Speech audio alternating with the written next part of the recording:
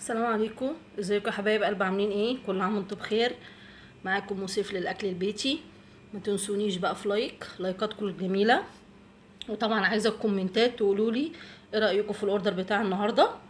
تمام. وما تنسونيش في اشتراك في قناتي قناه موسيف للاكل البيتي، وفعلوا الجرس عشان يوصلكم مني كل جديد.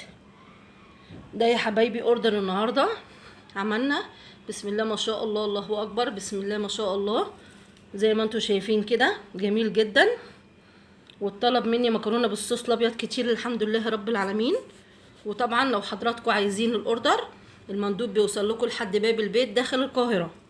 تمام يا حبايبي. النهارده نبدا ونقول اللهم صل وسلم وبارك على سيدنا محمد وعلى اله واصحابه اجمعين.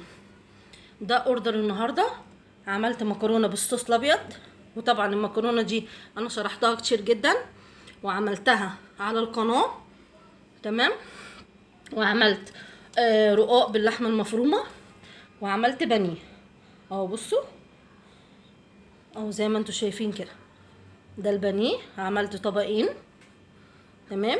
والطبق التاني اهو.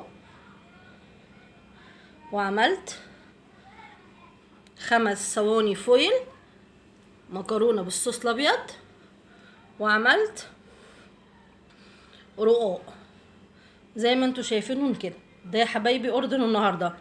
اللي حابب يحجز معانا يتفضل.